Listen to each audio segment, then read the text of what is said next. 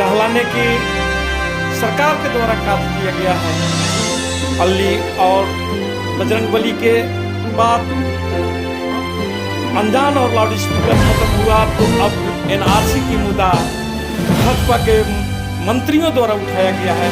आइए हम मोहित शर्मा जी से बात करते हैं। भारतीय जनता पार्टी के द्वारा कहा गया है कि एनआरसी है और एनआरसी अभी लागू होने वाला है। देखिए, सबसे पहली बात तो मैं आपको बता दूं कि भारतीय जनता पार्टी के नेताओं की आप किसी भी बात पे यकीन ना करें और देश के किसी भी नागरिक को एनआरसी या सीए को लेके कोई बात को सीरियस लेने की जरूरत नहीं है, क्योंकि जब सरकार को किसी भी नाम से मुद्दे से वोट मिलना बंद हो जाता है, जब सरकार को दिखता है कि भैया अब हिंदू मुस्लिम जो है नहीं लड़ पा रहे हैं, मंदिर और मस्जिद के नाम पर लोग आपस में नहीं लड़ पा रहे हैं, तो सरकार घूम फिर के एक ही टॉपिक पे आ जाती है और वो है सीए एनआरसी।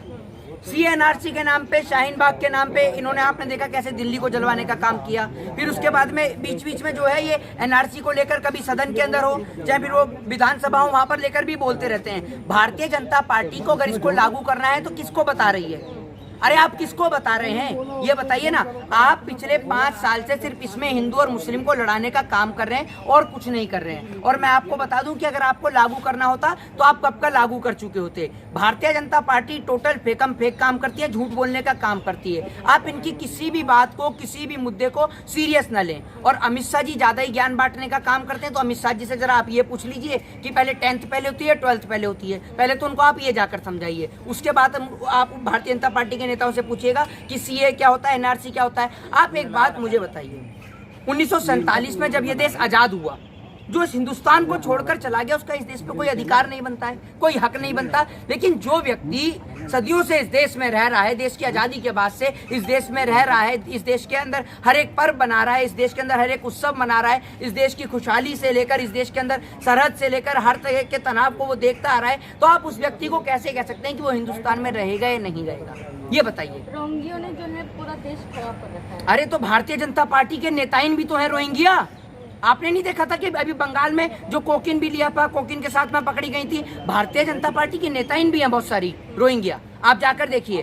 तो जो भारतीय जनता पार्टी के जो नेता हैं वो नहीं है रोहिंग्या। अगर बीजेपी में कोई आ जाए तो वो रोहिंग्या नहीं है, हैं? और अगर कोई बीजेपी को वोट ना दे और बीजेपी से अलग रहे, बीजेपी की विचारधारा से अलग चले, देश को जोड़ने की बात करे, तो वो रोहिंग्या है। ये किस तरीके का इंसाफ है? आप मुझे सवाल का जवाब दीजिए। मोहित जी, हरियाणा में जो वो पकड़े गए हैं, आप 21 पकड़े गए हैं, वो सारे के सारे हिंदू हैं, कोई भी मुस्लिम नहीं है, जबकि बीजेपी जो है हिंदू मुस्लिम की राजनीति करती है आतंकवाद को लेकर। मैं आपको एक बात बता दूं कि आतंकवादी का कोई भी धर्म, कोई भी जाति और कोई भी मजहब नहीं होता है।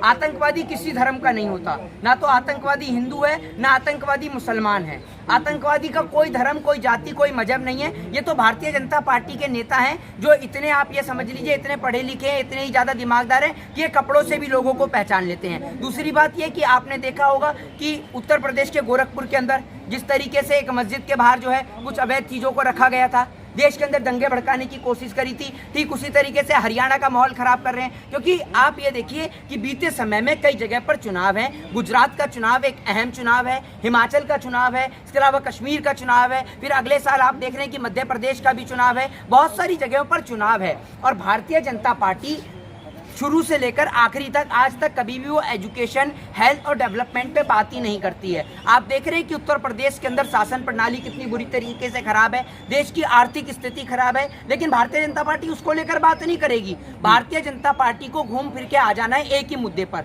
हिंदू और मुसलमान के नाम पर, सीए और एनआरसी के नाम पर। आप एक बात मुझे बताइए कि सीए एनआरसी को लेकर पहले देश की राजधानी दिल्ली को जलवा दिया, तब इन्होंने सीए एनआरसी लागू नहीं करी। और मैं आपको एक बात बता दूं कि इस देश के अंदर बहुत ही कम लोग ऐसे होंगे और जिनके पास में, आप ये खुद ही देख, आपको मैं पत्रकारों को लेकर भी खुद बोल रहा हूँ कि जब आपके दादा के दादा थे, आप थोड़ा सा पीछे चले जाएंगे तो आप खुद देखेंगे कि जब आपके दादाजी की डेथ होती थी तो आपको शमशान भूमि से डेथ सर्टिफिकेट भी नहीं मिला करता था। ये तो अभी कुछ समय से ही स्टार्ट हुआ है, कुछ या फिर कह लीजिए कि कुछ ही सालों से स्टार्ट हुआ है कि जो शमशान भूमि पर डेथ सर्टिफिकेट मिलने लगा है। तो लोग कैसे प्रमाण करेंगे कि भाई मैं इस देश का नागरिक हूँ या नहीं हूँ? यूपी में बड़ा जी, यूपी में बीजेपी जो है ज्ञानवापी मंदिर पे, सॉरी मस्जिद पे जो है निशाना लगा रही है। भारतीय जनता पार्टी जो है वो मंदिर और मस्जिद ही खेलेगी। एजुकेशन, हेल्थ और डेवलपमेंट खेलने के इनके बाप की भी औकात नहीं है। मंदिर और मस्जिद पे खेलते रहो, बस यही है इनका काम। अरे आप एक बात मुझे बताइए, क्या हिंदुस्तान पूरे विश्व का एकमात्र मुल्क है? भारत देश के अलावा और भी इतने सारे मुल्क हैं जहां कहीं भी सुनने को नहीं मिलता। एक देश है इंडोनेशिया जिसकी राजधानी है जकार्ता, वहां पर मात्र 3% हिंदू हैं, 3%, बल्कि इससे कम ही हो सकते हैं, ज्यादा नहीं हो सकते हैं। 3% हिंदू हैं वहां पर। वहां से आज तक कभी सुनाई नहीं दिया कि वहां हिंदू खतरे में है, जबकि खतरे में तो हिंदू वहां पर आना चाहिए जहां 3% हिंदू है। लेकिन जहां पर हिंदू इतना ज्यादा है वहां की सरकार कहती है कि हिंदू ही खतरे में है। तो भैया आप एक बात मुझे बताइए, सरकार पे मुद्दे नहीं है। कभी आपने अमेरिका को उठाते हुए देखा है कि अमेरिका में चर्च तोड़ी जाएंगी? बताइए आप मुझे। कभी आपने जर्मनी में देखा हो? ठीक है, सरकार पे मुद्दे नहीं है, लेकिन क्या कांग्रेस महंगाई बेरोजगारी को लेकर सड़कों पे निकली है?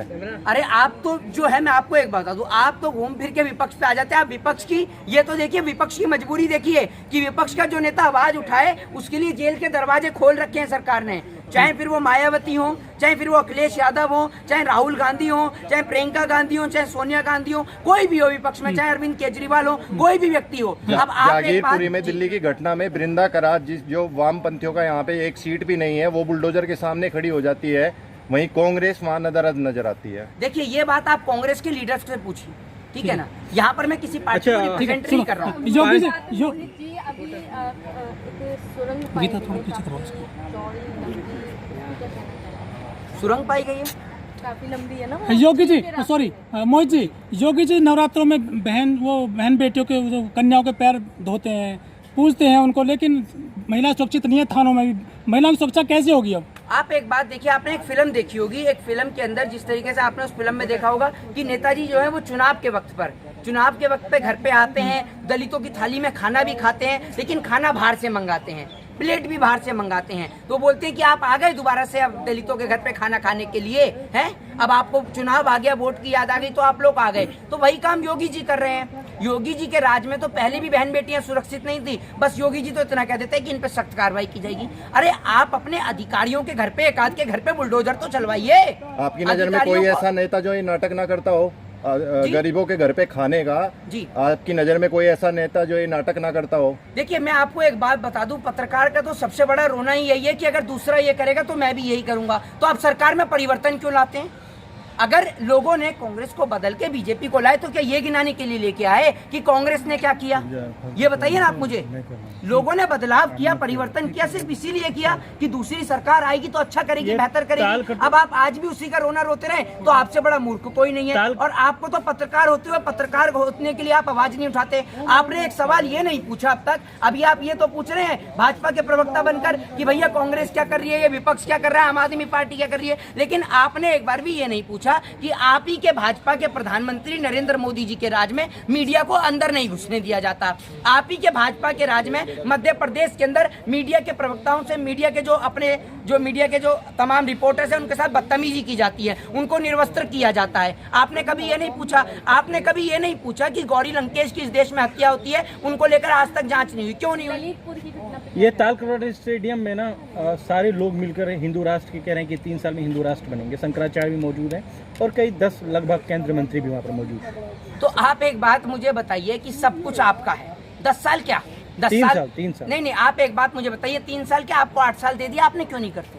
ये बताइए ना आप मुझे, क्यों नहीं करते आप? हिंदू राष्ट्र से अरे मेरी बात तो सुनिए, ये कुछ नहीं है, पागल बनाने का एक सरूपा है। आप ये नहीं समझिए अब तक। आप कह रही हैं सहमत हैं, ये पागल बना रहे हैं, ये देश में दंगे कराने के लिए हैं। अब आप एक बात मुझे बताइए, जिस आदमी को काम करना होता है ना, वो चुपचाप काम कर देता है। ये बोलते किस लिए हैं, लेक्चर किस लिए देते हैं, और ये बनाएंगे।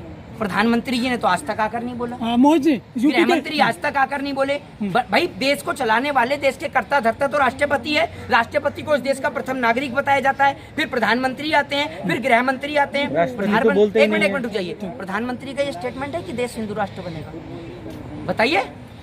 अरे आप मुझे बता दीजिए, मैंने नहीं सुना, कहीं आप बता दीजिए, सुना हो तो। यूपी के थाने में मोहन, एक मिनट रुक जाइए, मोहन भागवत प्रधानमंत्री हैं, गवर्नर जनरल लगे, कहाँ से गवर्नर है आप बता दीजिए मुझे। लेकिन सुनने में तो ये, अरे मोहन भागवत कौन सी पार्टी के नेता हैं? मोहन भागवत से देश चलता है, देश संविधान से चलता है, मोहन भागवत से नहीं। तो मोहन भागवत को वहीं नागपुर में रखिए कि वहां पर आप संघ में जाकर निक्कर पहन के शाखा लगाइए। देश आप नहीं बताएंगे कि देश कैसे चलेगा और कैसे नहीं चलेगा, देश संविधान से चलेगा। मैंने क्यों अपमान कर दिया? मैंने क्या गलत बोला है? क्यों देश संविधान से नहीं चलेगा? देश अगर देश संविधान से नहीं चलेगा, मोहन भागवत से चलेगा, तो आप इंटरव्यू मोहन भागवत से ले लीजिए। एक काम मोदी करिए। यूपी के थाने में एक बच्चे से रेप होता है, इसके अलावा नगर करके महिला को पीटा जाता है, जबकि वो कहते हैं कि मिशन नारी शक्ति चला रही है बीजेपी सरकार। हाँ, तो यही तो है हिंदू राष्ट्र, यही बताएंगी आपकी महिला पत्रकार साथी। मेरे से तो पूछने की आपको जरूरत ही नहीं, यही बताएंगी, यही कह रही है कि संविधान से ऊपर है वो।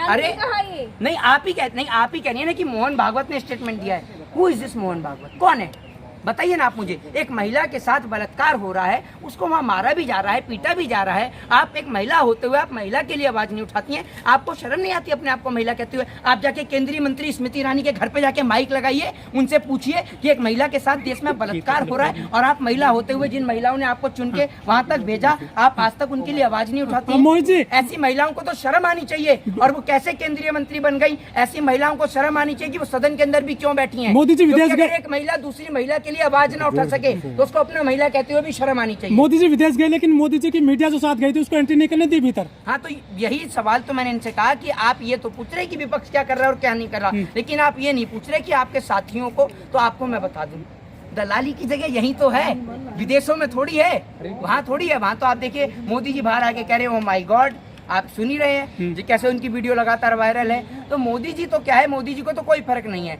मोदी जी की देश को लेकर कोई जिम्मेदारी नहीं है, आगे नात ना पीछे पगात वाला हिसाब है। सुन लीजिए, मोदी जी का एक ही हिसाब है, जो अभी पहले कोरोना था तो कोरोना ने उनकी विदेशी यात्रा को बांध के रख दिया था। अब जैसी कोरोना थोड़ा सा लगाम दिया, मोदी जी ने अपने हेलीकॉप्टर निकाले नए जो नए जहाज नहीं है, उनसे वो विदेशी यात्रा पे निकल गए। आज तक इतनी सारी विदेशी यात्रा के दौरान जो इतने मोटे मोटे एग्रीमेंट साइन होते हैं, उनमें से एक एग्रीमेंट बता दीजिए जिसपे इम्प्लीमेंट हुआ हो। राफेल की डील, वो भी ज्यादा पैसे देकर की गई। क्या हिंदुस्तान इतना खरबपति देश है कि आप यहाँ पर जो है, अगर हम राफेल भी खरीदते हैं तो उसमें भी आप घोटाला कर देते हैं? पहली बार इस देश ने डिफेंस घोटाला देखा मोदी सरकार के राज में। हाँ, WHO ने जो है उसका मत पूछो, छोड़ो, चलो ठीक है, चलिए ठीक। कोरोना पे क्या पूछ रहे हैं?